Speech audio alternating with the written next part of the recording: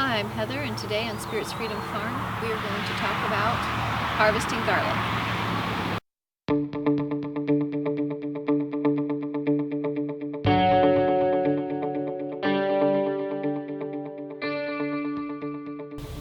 Hi, today we're going to talk about harvesting garlic. Something you may notice is that our garden here, the garlic patch, has quite a few weeds in here because we've had a lot of rain. First part of June was very rainy and cool, and God is making up for that this week by being very hot and dry. But it's perfect for harvesting the garlic. I've been waiting for a couple of dry days here to be able to harvest the garlic. We have here probably 25 or 30 garlic plants that I have grown from from the cloves that I grew last year. And those were from garlic that I grew the year before. So you can take a head of garlic, break it apart into the individual cloves, and plant those cloves here, I don't know, maybe a foot apart, and wait all winter, all spring, and then all fall.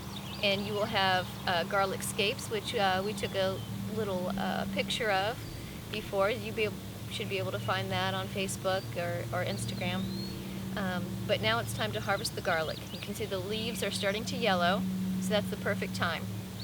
We're going to pull these up, and then we're going to let them cure for a few days so that the skins can dry, and then we will trim them up, and I'll show you that trimming a little bit later. But right now we're just going to pull these up and then let them cure in the shade. That's important. Cure in the shade in a dry place. Okay, you can see the ground is a little bit hard, so I'm using a shovel. You can use also a pitchfork to get it up. You want to loosen the dirt all the way around at a good distance because you don't want to damage the head of the garlic with the shovel or the pitchfork so that it can cure and be stored long term. And then you can also have better choices for using to plant for next year. If you do have any that you get damaged, just use those first. Put those aside and use those in your dishes soon. So I've loosened the soil here around this head of garlic. Loosen it up and then pull it out, and there we go. Pull off that extra dirt we don't need. Now that's not a huge one, but it's not a terrible size. You'll want to save your biggest ones to grow for next year. If you do want to grow garlic and it's your first year, I recommend getting garlic cloves from a farmer's market or from a seed supply place versus the grocery store. The grocery store will probably have some kind of growth inhibitors on the garlic cloves, so they may not grow very well for you. But you can take each of these heads and split them apart into the cloves and plant one clove in each hole, and then cover it up with some straw for the winter, and then you'll have lots of garlic for next year.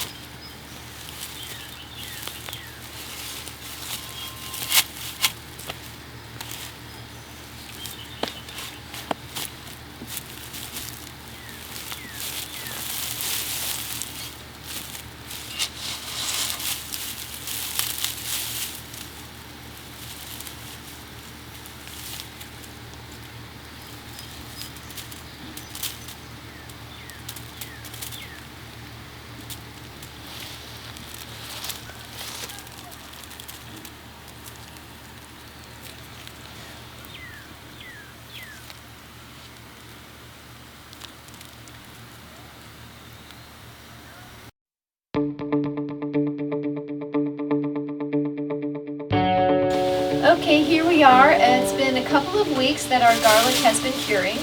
And you can see the tops are all dead.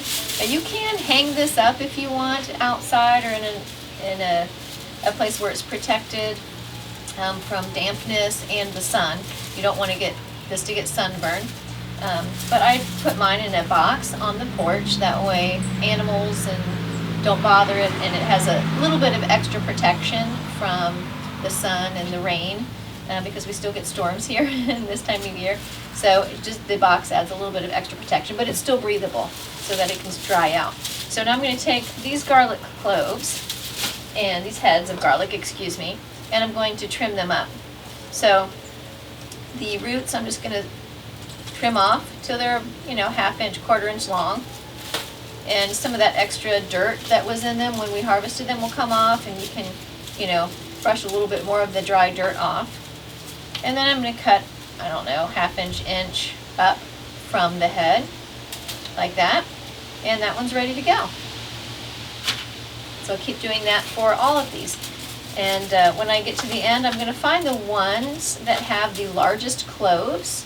I'm going to set those aside for next year so that I can plant those this fall and get some big heads of garlic for next year. This year were a little bit on the small side for the most part, and then I take these, once I'm all done, people will store these in a variety of ways. You can put them in a mesh bag or something like that, or store them in a basket. I usually just put them in a paper lunch bag and store them in my spice cabinet that way, and they stay just fine. As long as they stay, in a dry, dark place, they'll be fine. And they should stay fresh and usable until you harvest garlic next year. Here's another big head. I'm going to take this one and save the cloves for next year on this one. We'll plant them in the fall, and then they will stay underground all winter, and then come up in the spring and be ready for harvest again next June.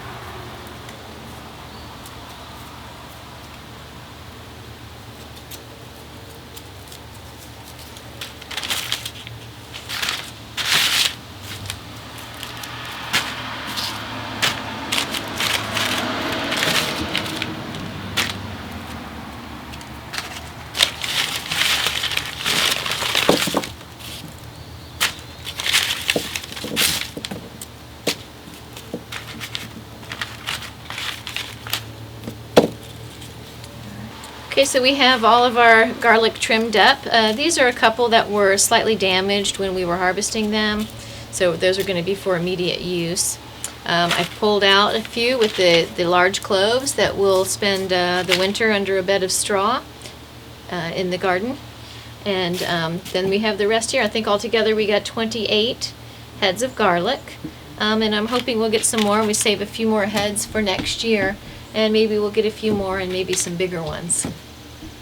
So let me know if you've tried growing garlic, or if you think that you might give it a try. It's pretty easy. I recommend, if you do grow your own garlic, you can always, like I said, grow from the garlic that you grow. Use those cloves and heads for the next year. But to start off with, you can buy from a farmer's market. I recommend that over store-bought, because a lot of times the store-bought garlic will be treated with a growth inhibitor. But if you get something from the farmer's market that farmer grew, they're not going to do that for the most part. You can always ask to make sure, but they're probably not going to do that. And they can probably give you some tips and hints on growing garlic as well. So let me know if you think you might give it a try. It's pretty easy. Please visit the blog post linked in the video description below for more information about this video and the supplies used.